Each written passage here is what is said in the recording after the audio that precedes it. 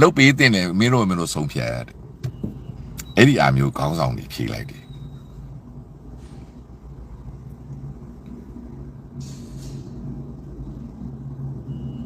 ပြောချင်တာက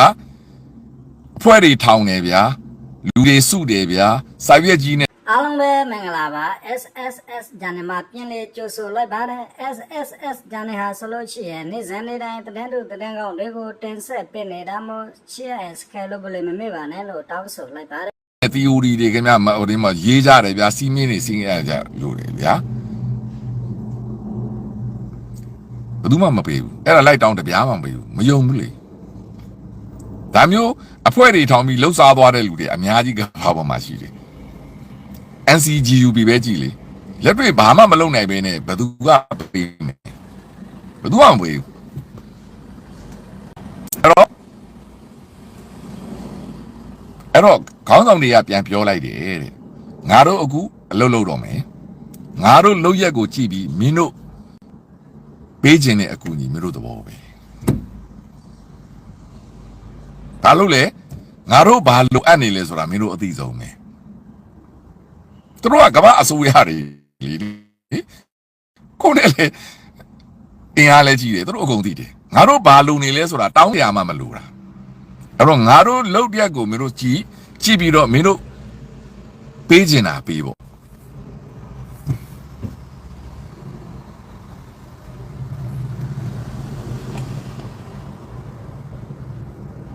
ဒါဟာ SCEF ပါ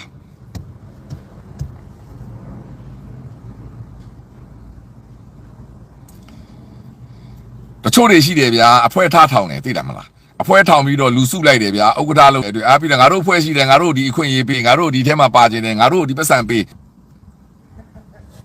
တော်လိုင်းကြီးမှာအဲ့ဒါမရဘူးကဘာကလည်းအဲ့ဒါမျိုးခံရလည်းမရဘူးအဲ့တော့ငါတို့အခု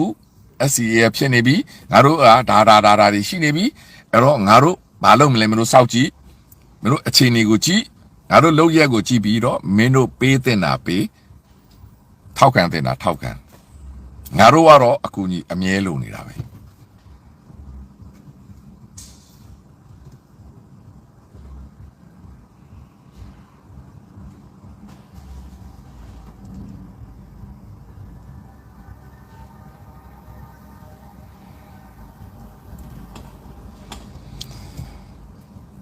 အဲ့တော့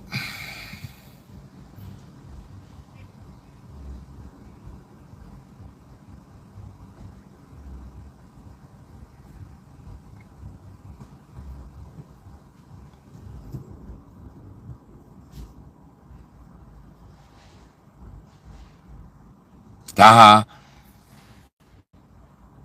ကျွန်တော်အမြဲတမ်းပြောနေသလို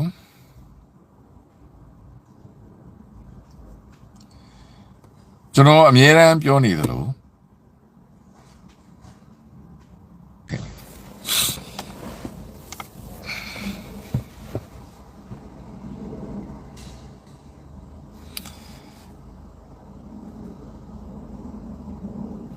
အဲ့တော့တငယ်ချင်းတယောက်ကဦးကျွန်တော်ကိုလာမေးတယ်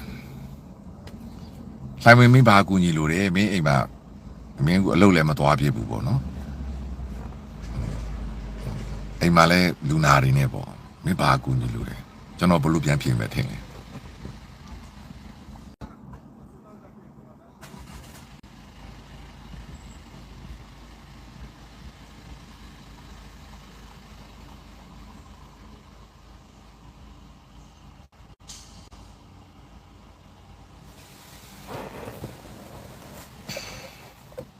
ကျွန်တော်တငယ်ချင်းပြောတယ်မင်းမလိုပါဘူးတငယ်ချင်းအခြေအနေစောင့်ကြည့်ပါဦး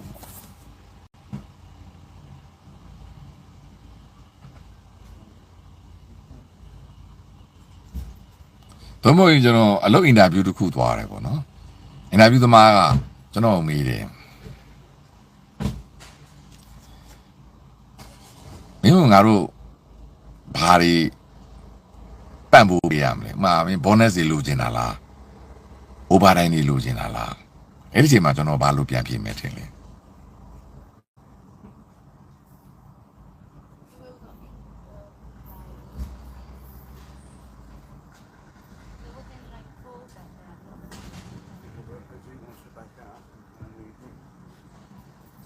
အဲ့တော့အလုပ်တစ်ခုကိုနိုင်ငံသမားတွေကိုမယုံကြည်ပါလှုပ်ရှားများအဲ့ဒါဆိုလေကိုယ်တိုင်နိုင်ငံရေးလို့တတ်တိုက်ကြလေအဲ့ဒါမျိုး negative အမြင်တွေကဒီတော်လိုင်းရေးမှာအသုံးမဝင်ဘူး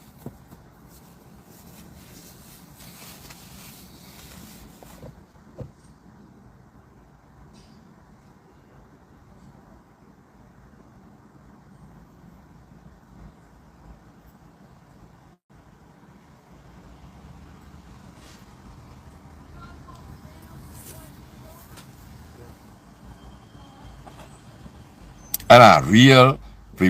diplomacy ပေါ့နော်အမှန်တကယ်မြေပြင်မှာဖြစ်နေတဲ့တန်ရေးတမန်ရေးဆက်ဆံရေးပဲကျွန်တော်ကတော့ပြောမှာပေါ့လေမင်းငါ့ကိုအလုပ်ခန့်ကြည့်လိုက်ငါဘာလုပ်လဲဆိုတော့ကြည့်ပြီးမှမင်းငါ့ကိုဘာအခွင့်အရေးပေးတင်တယ်လဲမင်းအမင်းဆုံးဖြတ်ပေါ့ကျွန်တော်အဲ့လိုပြန်ဖြေမယ်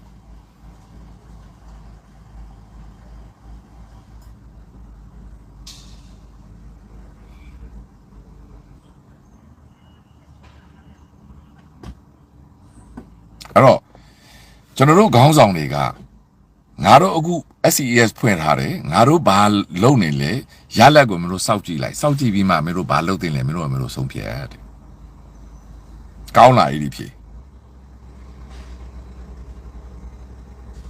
ကြောချင်တယ်ကိုကဘာမှမလုပ်ပဲနဲ့အဖွဲထောင်တယ်လူစုတယ်ဆိုပြီးပြောလို့ကတော့ဘယ်သူကတပြားမှမပေးဘူးငါတို့ဘာလုပ်မလဲဆိုတာကိုစောင့်ကြည့်ပါစောင့်ကြည့်ပြီးမင်းတို့ဒီဒေါ်လာရေးကို SCEF ကဥဆောင်သွားပြီ NUG ဆိုတာ one of the member ပဲရှိတော့တယ်ပြီးတော့စကိုင်းပြဿနာကတော့ဒါဒင်မြေပြဿနာဖြစ်တဲ့ဖြစ်တဲ့ NUG ရဲ့ထိန်းချုပ်မှုအောက်တာရှိတာဖြစ်တဲ့ SRF တို့တို့အဖွဲ့ငယ်တွေပေါ့ဗျာကိုယ့်အကူအဖွဲ့ထောင်ကျင်တဲ့လူတွေသူများအောက်မဝင်ကျင်တဲ့လူကိုယ့်အကူပြုတ်လုပ်ကျင်တဲ့လူတွေကတော့ဒီပဋိပက္ခတော့ရှိနေမှာပဲ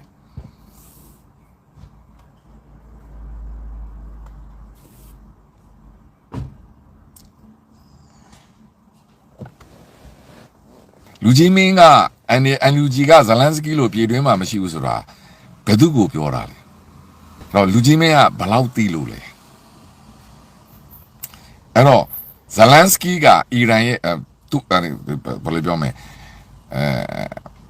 အတိုက်ခံအစိုးရမဟုတ်ဘူးတော်လိုင်းရေးအစိုးရမဟုတ်ဘူးယူကရိန်းနိုင်ငံရဲ့တရားဝင်သမ္မတဇလန်စကီသမ္မတရုံးမှာထိုင်နေတာဘယ်သူမှဘုံလာမကျဲဘူးရုရှားပူတင်ကတော့ဇလန်စကီကိုပုတ်ကူရေးရမလုပ်ကြံဘူးအဲ့တော့မနိုင်သိတဲ့အရာကိုနှိုင်းရှင်ပြီးတော့ပြည်သူတွေကိုထင်အောင်ထင်မှားပြောနေတာလူကြီးမင်းကအဲ့တော့အန်ယူဂျီကိုဘသူကဥဆောင်နေပြီးတော့ပြည်တွင်းမှာဘသူတွေရှိတယ်လူကြီးမင်းကဘယ်လောက်သိလို့လဲလူကြီးမင်းအဲ့ဒီကွန်မန့်ကိုဝင်ရေးတာ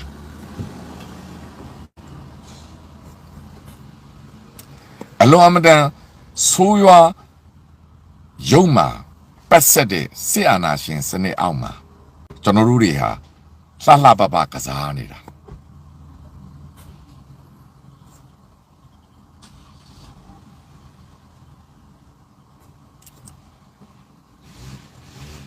အန်ယူဂျီခေါင်းဆောင်တွေတိုင်းသားခေါင်းဆောင်တွေဒီနေ့ကဘာကိုသွားနေတာဒီတိုင်းသွားလို့ရတယ်လို့ထင်လားကျွန်တော်ရဲ့ first မေးကောအဲ့ဒီကနတော့မေးလိုက်တဲ့လူကြီးမင်းကိုပြန်မေးချင်တာအန်ယူဂျီခေါင်းဆောင်တွေဟုတ်ပြီနော်ကဘာကြီးကိုပတ်နေတာဒီတိုင်းသွားလို့ရလို့ထင်လားဒါဆိုထိုင်းမှာရှိတဲ့လူတွေအကုန်လုံးခင်ဗျာတကဘာလုံးရောက်ကုန်မှာပေါ့ဘယ်သူက passport ထုတ်ပေးတာလဲဘယ်သူက visa ပေးတာလဲဘယ်သူကလေလက်မှတ်ကိုတရားဝင်ရောင်းပေးတာလဲ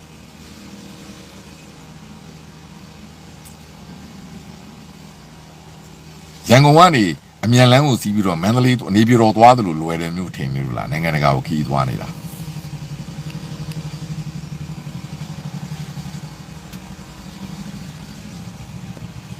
အဲ့တော့ဆေးအာနာရှင်ရဲ့ idea တွေနဲ့ကိုအခြေအနေအမှန်ကိုလည်းမသိဘဲနဲ့ဟိုဘယ်လိုပြောဝင်ပြီးတော့ comment ပေးတာရန်တမ်းရေးတာတွေဟာကျွန်တော်တို့အဲ့ဒါဒီမိုကရေစီစနစ်ရဲ့အမှောင်ခေတ်မှာပဲရှိသေးတယ်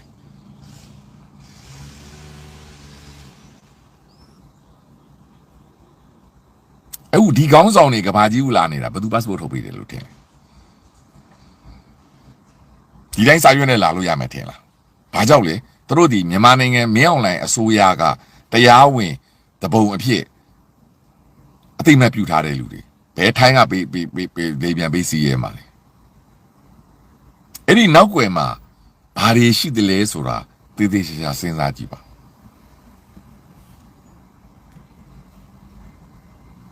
အဲ့တော့ပြည်သူတွေကိုအမှန်နဲ့အမှားများနဲ့ဂျင်းထဲ့နေတဲ့အဲ့ဒီ comment တွေဟာစစ်အာဏာရှင်ဘက်က6800စားတွေဖြစ်ဖို့များတယ်ဒို့မဟုတ်တပ်ပါတီအုပ်စုတွေများတယ်ဘလောက်သိလဲ NUG ကိုဘယ်သူဥဆောင်နေတယ်လို့ထင်လဲ NUG မှာစစ်ဦးစီးချုပ်ဘယ်သူလို့ထင်လဲ SCE ကိုဘယ်သူဥဆောင်နေတယ်လို့ထင်လဲလူကြီးမင်းတို့ online ပေါ်မှာတွေ့တာတွေအားလုံးဒီမျက်စိနဲ့မြင်တာလည်းမယုံနဲ့နားနဲ့ကြားတာလည်းမယုံနဲ့တဲ့ကျွန်တော်တို့ဒီအလွန်အမတန်ကောက်ချစ်တယ်အလွန်အမတန်လိန်ညာတဲ့အလွန်အမတန်ရက်ဆက်တယ်အလွန်အမတန်ဆိုးသွမ်းတဲ့ရန်သူနဲ့ရင်ဆိုင်တင်ရတာအဲ့တော့လူကြီးမင်းတို့ကိုမခံချင်စိတ်နဲ့ပြန်ဖြေပြီးရန်သူကိုသတင်းပေးလို့ရမယ်ထင်လို့လားရန်သူကဒါတွေအကုန်စောင့်ကြည့်နေတာကျွန်တော် live ကိုလည်းသူတို့ကြည့်မှာပဲသူတို့ live မကြည့်တော့သူတို့ recording လုပ်ပြီးပြန်နားထောင်ပြီးတော့သူတို့ဘယ်လိုပြောမလဲဒီ military assessment ခေါ်တာပေါ့နော် intelligence assessment လုပ်မှာပဲလှိုင်ဝင်းလိုက်ကနေဘာတွေသတင်းရပါတယ်လဲဘာတွေသူပြောပါတယ်လဲအဲ့ဒါအားလုံးသူတို့အပေါ်အစီအကံပြခံတာ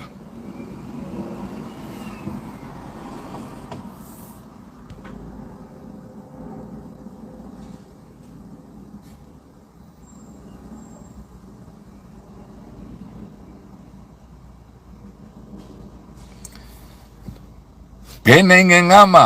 ဘာ passport နဲ့သွားတာလဲဒါတော့မင်းအောင်လှိုင်တို့အုပ်စုကသူတို့တွေကိုနိုင်ငံမဲ့တွေလည်းကြီးညာထားတယ်ရန်သူလို့လည်းကြီးညာထားတယ်အကြမ်းဖက်သမားလို့လည်းကြီးညာထားတယ်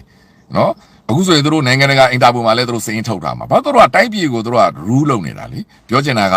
ကျွန်တော်တို့လက်ခံသည်ဖြစ်စေလက်မခံသည်မင်းအောင်လှိုင်တို့ဒီပလင်ပေါ်မှာစိတ်တုံးရနေတယ်အဲ့တော့အဲ့ဒါမျိုးလူတွေကို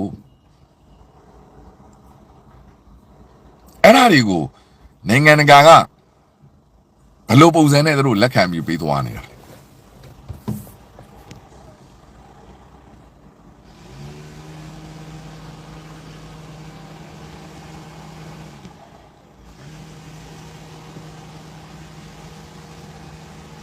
အဲ့တော့လိုအပ်တာနဲ့ပို့လိုက်အဲ့တော့လူကြီးမင်းတို့ကိုကျွန်တော်ဒီမှာဆွေးနွေးခိုင်းတာမဟုတ်ဘူးเนาะလူကြီးမင်းတို့ကျွန်တော်မေးခွန်းမေးခိုင်းတာလည်းမဟုတ်သေးဘူးเนาะဒီနေ့ဒီစနေသတင်းတွေလည်းမဟုတ်သေးဘူးကိုယ်တဘောနဲ့ကိုဝင်ရေးနေကြတာကျွန်တော်ဘက်က request လုပ်ပြီး question and answer လို့ကျွန်တော်တခွန်းမှမပြောသေးဘူးပြောချင်တာကပြည်ရင်းမှာ NUG ခေါင်းဆောင်တွေမရှိဘူးဆိုတာဘာတက်သေးနဲ့ပြောတာဘယ်လောက်သိလို့လဲ NUG ဆိုတာဘာလဲဆိုတာကိုသိရလားအဲ့ဒါပဲအဖြစ်ရလူကြီးမင်းတို့လိုစဉ်းစားပုံနဲ့တော့တတ်တိုက်ရင်စစ်အာဏာရှင်အကုန်လုံးဝါစားပလိုက်မှာ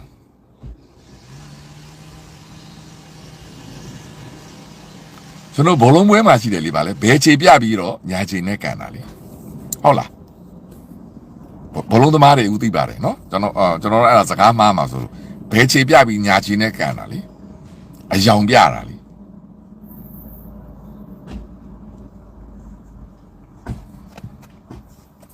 PDF တွေကိုချိန်မြုံလို့တရုတ်ကအကုန်ပေးမယ်လို့ဘယ်သူကပြောတာလဲအဲ့ဒီတဲ့ကဘယ်ရတာလဲရတဲ့စုပ်ကဘလောက်မှန်တာလဲအဲ့လိုမမှန်မဲနဲ့ဘာကြောက်တက်ရေးနေတာလဲဘယ်သူကပြောတာ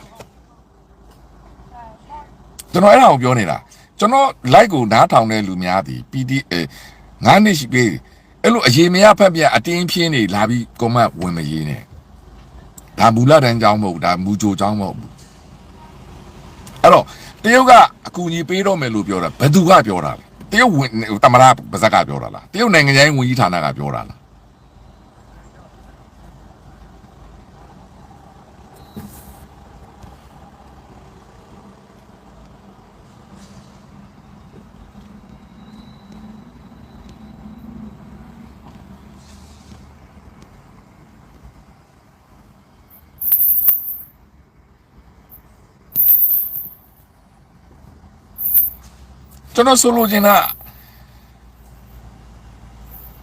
ကျွန်တော်ဆိုလိုချင်တာကမဟုတ်ဘူးကျွန်တော်မန်ကိုကြည့်တာမဟုတ်ဘူးကျွန်တော်တို့ရဲ့အခုကျွန်တော်နားထောင်နေတဲ့ညီကိုတွေကအစစိတ်နေစိတ်ထားတွေမပြင်ဘဲနဲ့ဒီမိုကရေစီမရဘူးအခုအရှိလက်ပိုင်းကိုကြည့်ခင်ဗျတရုတ်နဲ့ညားပြီကျွန်တော်မနေ့ကပြောနေတာအဲ့ဒါကိုပြောနေတာဒီမိုကရေစီဆိုတာကျွန်တော်တို့အားလုံးရဲ့ပြောတာဆိုတာကိုတာဝန်ယူပြီးပြောရတယ်တာဝန်ယူပြီးပြောရတာအဲ့တော့တာဝန်ယူပြီးမပြောနဲ့ဒီမိုကရေစီအော်ယုံနဲ့ဒီမိုကရေစီရတယ်ဆိုမင်းအောင်လိုင်းလို့ဒီမိုကရေစီရပါတာကြားလာပြီမင်းအောင်လိုင်းလို့ဒီမိုကရေစီအော်နေတာရှိဦးမလားဒီမိုကရေစီဆိုတာဗုဒ္ဓဘာသာမှာပြောသလိုဗုဒ္ဓဘာသာကြီးပါလေကျင့်ရတာဟုတ်တယ်နော်ဗုဒ္ဓဘာသာကြီးကျင့်ရတာကျွန်တော်ပြောတာမှားလားဒါဆိုကျွန်တော်မြန်မာနိုင်ငံမှာနေခဲ့တဲ့လူလေကျွန်တော်ကောင်းသိတယ်လေဟုတ်တယ်လားဗုဒ္ဓဘာသာဆိုတာကျင့်ကြံခြင်းတရားဆိုတာကျင့်ကြံခြင်းဗျအော်တိုမက်တစ်မလာဘူးဟိုဇန်ရသွားတာလို့မွေးရပါလို့တော့တတ်တတ်ပေါ့လေကြည်ကြံရတာသဘောတူပါသလား yes or no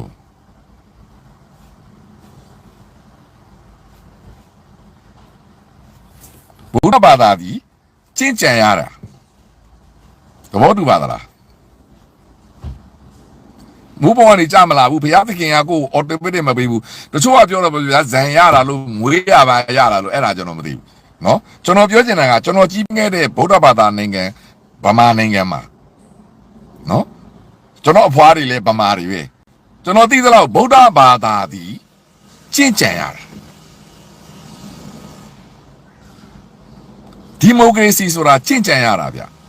မိုးဘောကကြမလာဘူးဘယ်ဖျားသခင်မှလည်းမပေးဘူးဘယ်ဘာသာတရားမှလည်းမရှိဘူးဒီမိုကရေစီဆိုတာဒီမိုကရေစီတွေဟာလူသားတွေတီထွင်ထားသောစနစ်ဖြစ်တယ်အဲ့ဒီစနစ်သည်ကျင့်ကြံရတာစင်ဆက်မပြတ်ပြောင်းလဲဖြစ်တယ်စင်ဆက်မပြတ်ပြောင်းလဲရတယ်လှေနံဓာတ်တစ်ဝါဒမဟုတ်ဘူးအမြဲတမ်းပြောင်းလဲမှုရှိနေတယ်အမြဲတမ်းအမှားကိုပြင်နေသင်ခန်းစာယူတယ်အမှန်ကိုပြင်တာ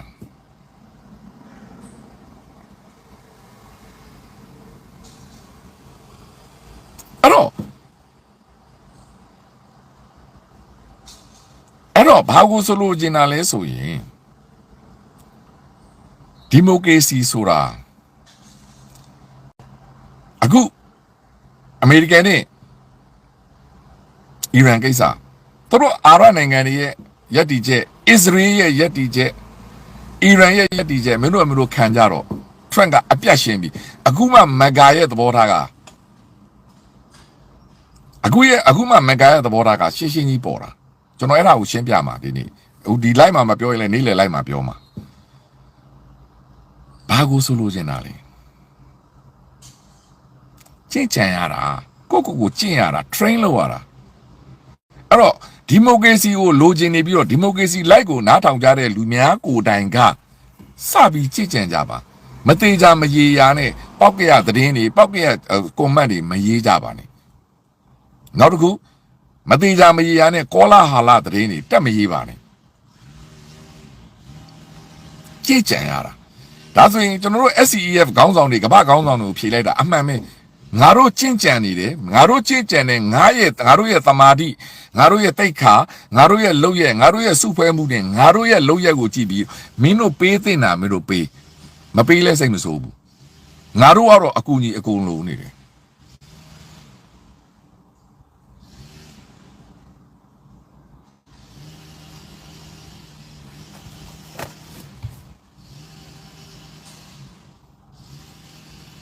ဗမာသူအပြည့်ပါတယ်အထင်မသေးနဲ့